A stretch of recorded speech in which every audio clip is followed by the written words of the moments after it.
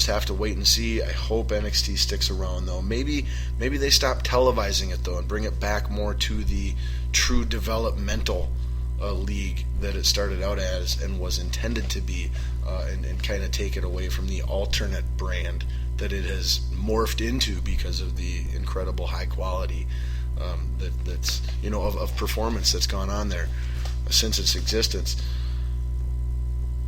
But in addition to that, we'll be keeping an eye on that. We had the Extreme Rules pay-per-view go down since the last time we talked, and it was exceptional. My gosh, the Extreme Rules pay-per-view was great.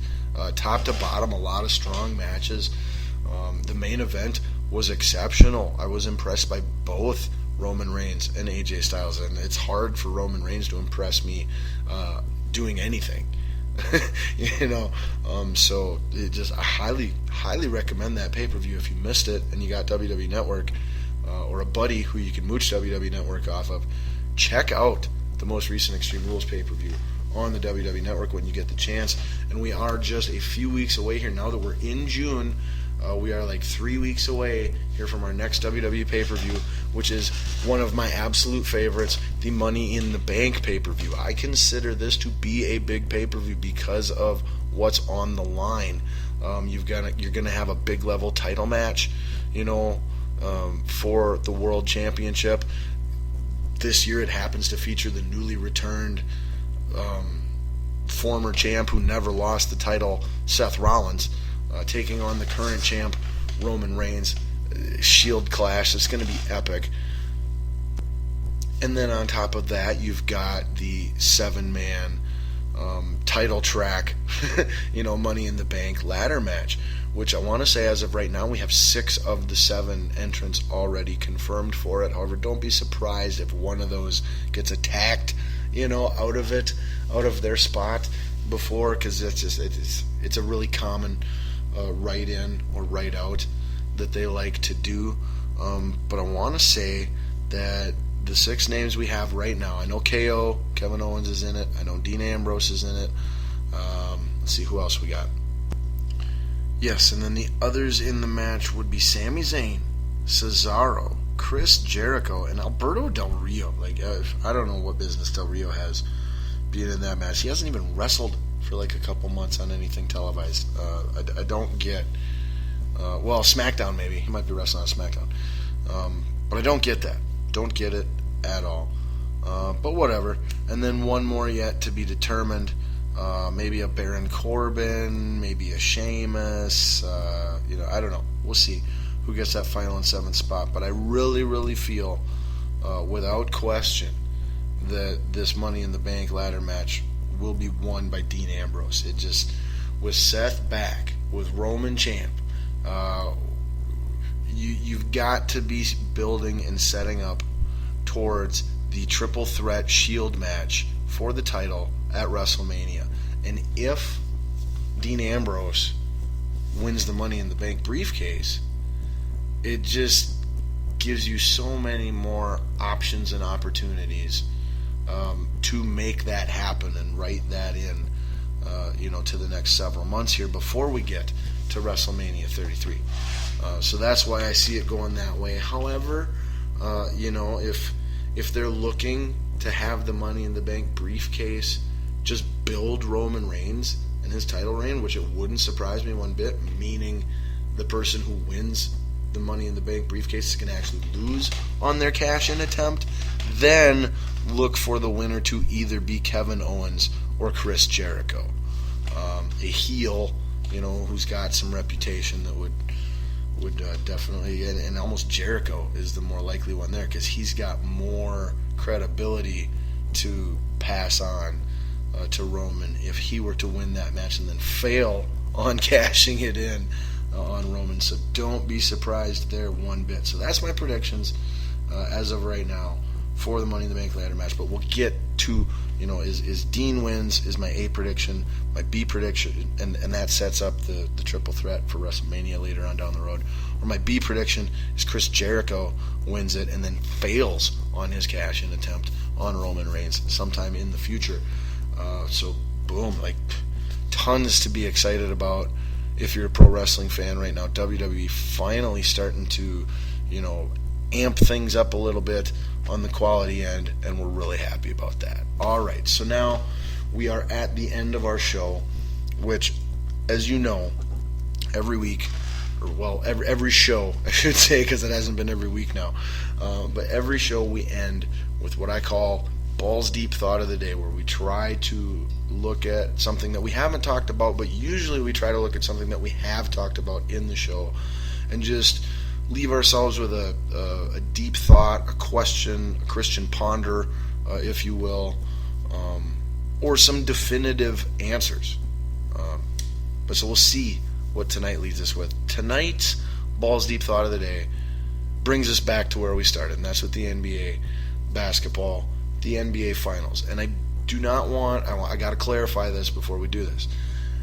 This is in no way me stealing some other sportscaster's bit or topic or talker or take or anything like that. This is simply me passing along a general sports topic and thinker that I did hear from someone else, but I'm in no way, repeating their opinion on it or anything like that. I feel like it's a good question with no real right or wrong answer. I have my opinion, but I see how, I see all sides of it, and so that's what we're going with here. So this week's Balls Deep Thought of the Day brings us to the NBA Finals, and it is a question. The question is, who is this a bigger finals for? Who's got the most pressure on them?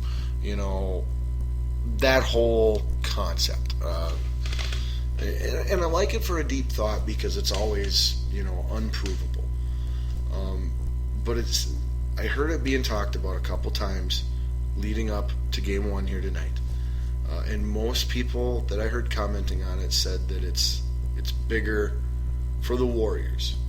And now, to an extent, I both understand and agree with that, to an extent, but not completely.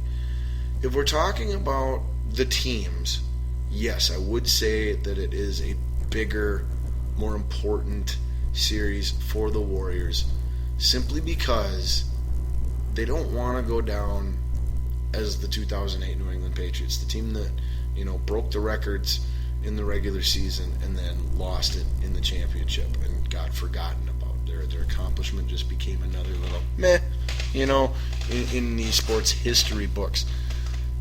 Warriors do not want that to happen at all, and neither does the NBA. So the refereeing, it's all going to be slightly biased and favorable to the Warriors. That being said, I feel that proves that they have the most to lose, because they'll be the epic failures. They'll be the ones that, they broke the record, but they didn't win the big one. They didn't get a championship, so who cares? It's all for nothing. They lose the most if they lose. They lose their place in history. They lose this dynasty word and title that people are giving to them now. They lose a lot more than the Cavaliers because the Warriors are expected to win. Nobody realistically expects the Cavaliers to win this series. Nobody. I'm not saying nobody thinks they can win it. I'm not saying nobody thinks they will win it. I'm just saying there is nobody that really, with 100% genuine truthfulness, expects them to win it. So the Cavaliers, really have nothing to lose because there are no expectations. That being said, I think it's a tie. Really, for which team has the most to win. Yes, the Warriors broke the regular season win record. Yes, a championship will solidify their place as one of the, if not the top team for a season in NBA history.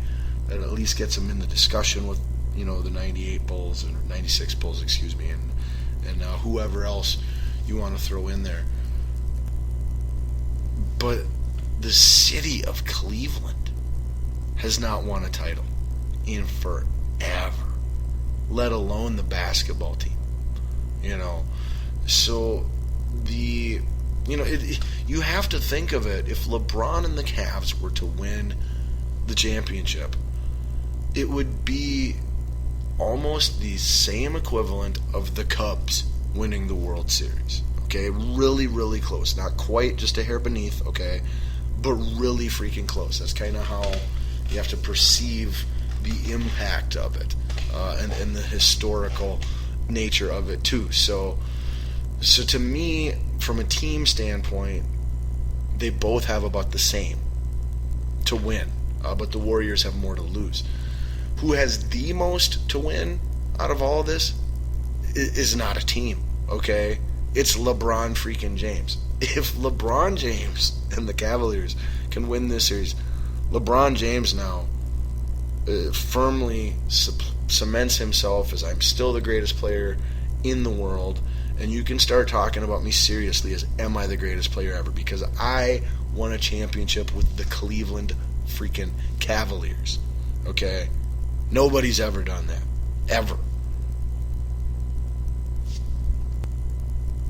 And it's the type of accomplishment that will live forever. The Cleveland sports fans will never, ever forget about it. Warriors fans, California basketball fans, eventually, I think, even if the Warriors do close out this season and win the title, eventually it's going to fade a little bit. I think LeBron and the Cleveland Cavaliers breaking that Cleveland curse, I don't think that ever fades. I think that lives prominently in the sports history books forever. And that is why LeBron, and maybe slightly the Cavaliers as a team, have the most to win as far as what's at stake here. But the Warriors have the most to lose. All right, let me know what you think, whether it be about Balls Deep Thought of the Day, anything else we've talked about here on the show this week, things we didn't talk about on the show this week, things you'd like me to talk about on the show in the future, whatever it may be. Let me know. Give me some feedback. And how you do that is by tweeting me on Twitter at BDST Show. If for some crazy reason you don't like Twitter and you prefer Facebook, well, first off, you're nuts, but whatever, that's okay. It takes all kinds. But if you insist on the Facebook route, simply search Scotty-Ball. I'll be the first thing you see. Hit like and friend or whatever the heck it is you're supposed to click on there. Follow, I have no freaking idea. And then post a message. Send me a message. However you do that stuff.